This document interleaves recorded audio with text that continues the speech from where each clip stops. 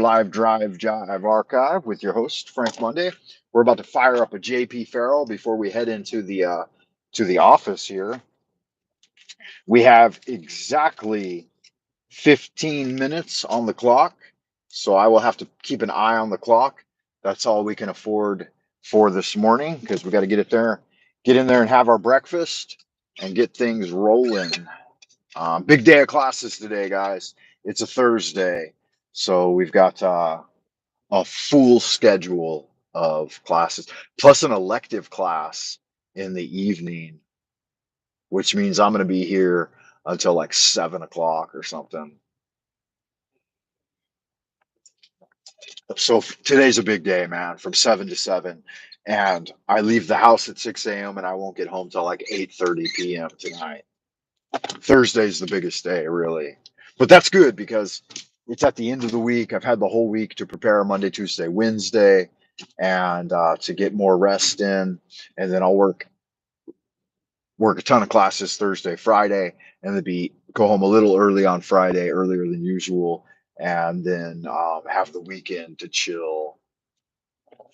But that's the cyclical rotation, right? Wednesday's the high point, and then it goes back down and back up again. So as long as you're getting enough rest on the weekend, you're good to go. But it seems like that's the cycle. You use all of your energy to earn a salary to support your family. But that's typical with everyone. I mean, it's what everyone pretty much does. If you have the good pleasure of having jab, a job, a job.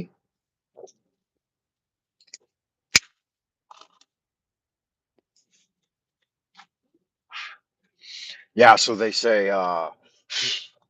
that everyone's going bananas over the latest rulings in the states, and there's a few more in the near future that I think the Supreme Court has to decide on before they take a long vacation.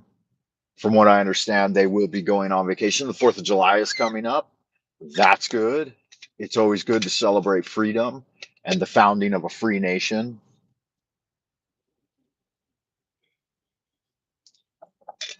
It's a time of year when everybody should mm, protest high taxes with very little in return.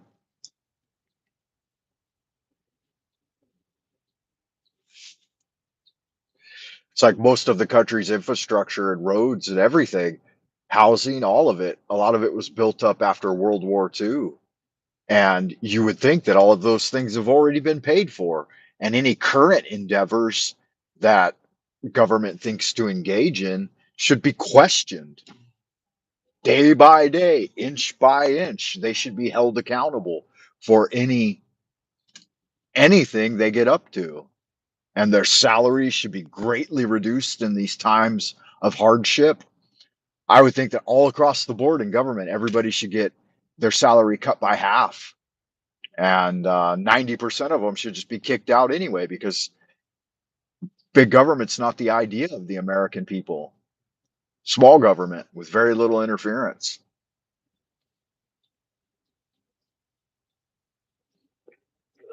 Military budgets should be greatly reduced. Not on the salary side of the soldiers, though. On the side of black budget spending, I would estimate that something like 80% of all the spending is done spuriously and covertly and without good documentation or reasoning. And that's not good. These folks need to be held accountable more than anybody else. Nobody really in the private sphere, like low level individuals, should even have to report anything. In fact, all the low level individuals should be given, during high school, they should be given good accounting and auditing skills. And you should have teams of high school graduates looking over all the books for every industry. For all the corporations, you should send in citizen journalists into all the big corporations to monitor conditions for the workers and look over the books. There should be a far higher level of scrutiny against corporation and government than anyone else. Everyone else should just be left alone.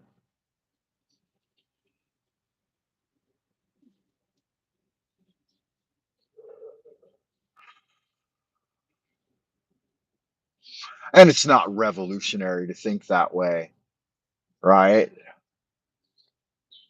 It's revolutionary is the situation we're currently in.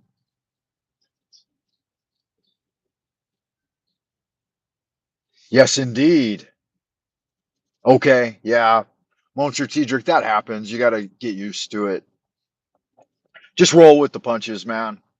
Be grateful that it's back up again and we are streaming from Twilight Zone, Old Peking, Central Kingdom of Celestial Dragon. I am your host. My voice is rocketing out over the airwaves like a North Korean intercontinental ballistic missile lost, launched from the dictatorial hell-like peninsula, streaming out across the Pacific in all directions and dimensions. A 2013 red wine, a little dry, huh? Nice.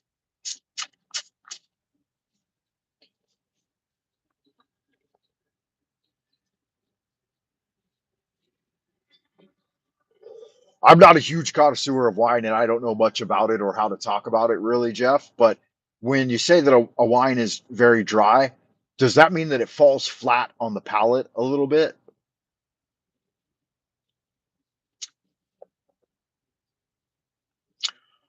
Students were kind of boring yesterday. Monday, they were a little bit more excited to be back in school, but Tuesdays are fun. Wednesday, they were a little boring. Like I was trying to, I'm trying to get them to do an end of the year research paper and a basic 5 paragraph essay format. And it's like pulling teeth, man. These guys won't even sit down and write their introduction. Like they went over it and some of them did it, some of them did not do it, but it was horrible. And I'm like, guys, let's take it paragraph by paragraph. So today, sit down, review the requirements for a paragraph, right? Shit we've covered all year long.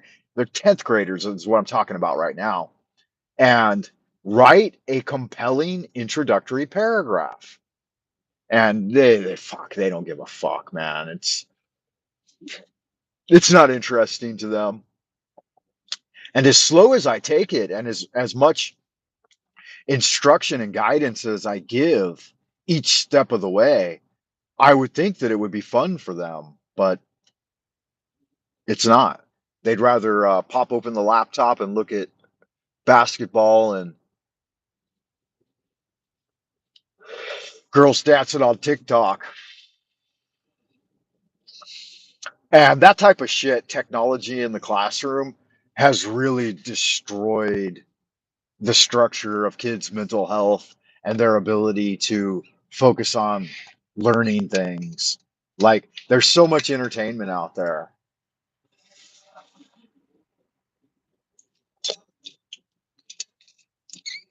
And so the bare bones structure of, I mean, memorize the outlining process, the bare bones structure of a paragraph.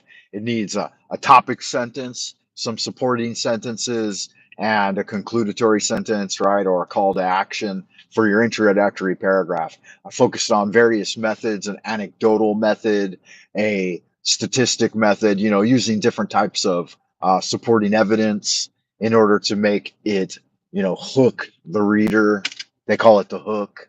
So there's lots of different things. And then just coming up with a single clever sentence is enough to do it. But I can see the problem is ennui and the lack of inspiration and enthusiasm in doing things. As long as you have enthusiasm and inspiration and motivation to do something, it doesn't matter what it is. I mean, if you're husking corn and grain and preparing food, that requires inspiration and motivation as well. If you're writing a paragraph, a single sentence, you need to have your dictionary out, your thesaurus handy,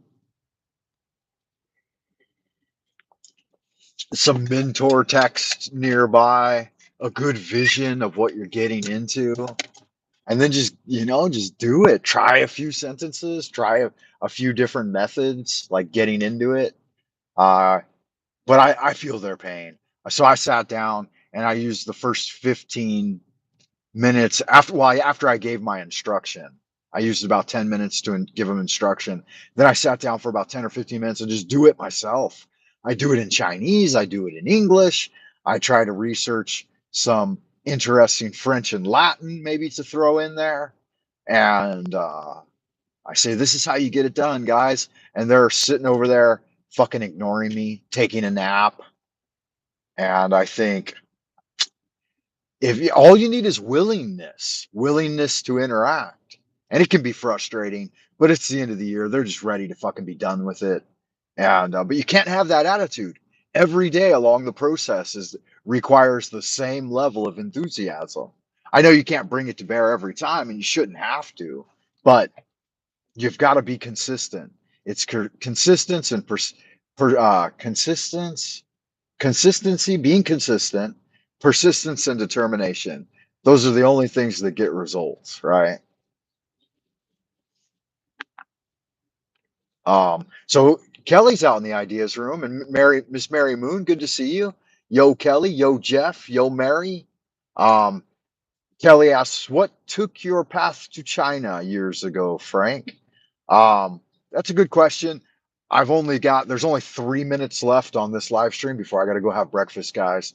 So to try to summarize it into one sentence or into a couple of sentences, an introduction to it, right? Like I require of my students when they're writing an essay. I fell in love with Chinese culture as a boy through things like Kung Fu and Taoism. I had a real passion for esoteric Taoism and learning about Qigong and meditation and practicing Kung Fu. And that's what sealed my love for ancient Chinese culture. From that, from my teen years, it took me until I was about 30 to acquire a exchange scholar program. So I focused on it all through high school and junior college and undergrad. And then I got a job, and finally my path led me here. But it took me about 15 years from the time I started striving to come over here to finally getting here. And I thought, God, I'm 30. I'm almost 30, right? And I'm getting in a research program. And I said, wow, it took me so long to get here that I'm going to stay for a while. So I said 30 years. I said, why not stay 30 years? I've been here 20 plus. And so I'm on the final decade of my adventure in China.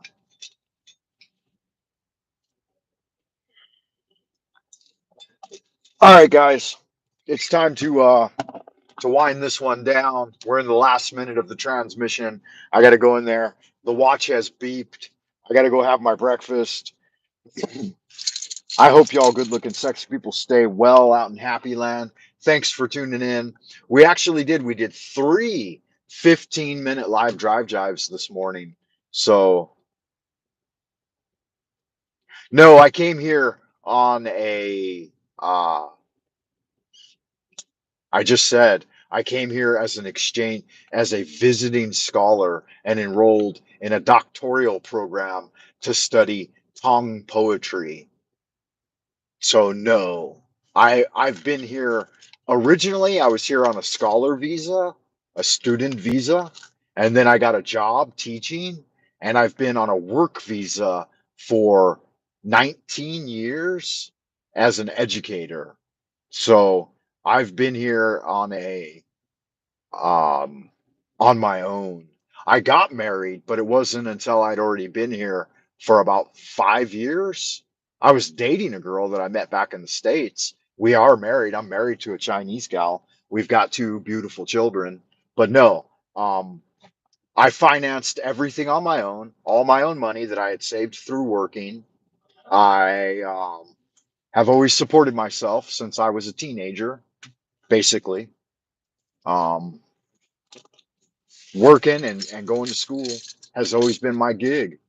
Every time I'd save up enough money, I'd re-enroll and then work, you know, two, three part-time jobs to pay for school, pay for books, and all of that happy horse shit. It took me longer than it would most people. Like, it took me 10 years, uh, 10 plus years because I wouldn't go every semester. Sometimes I'd take a semester off so I could really focus on working. You got to pay for the car, pay for the house. I never took a student loan. That's the difference between me and most people. I did get grants in the early days. I got a couple of grants at the start of my career. There you have it. That took longer than it should have, y'all. As above, so below, as we wander into the abodes of the future, do good magic and keep me in your prayers, and I'll keep your family in my prayers. Until we meet again, keep your nose to the grindstone and keep fighting the good fight. Sai Jen for now, guys.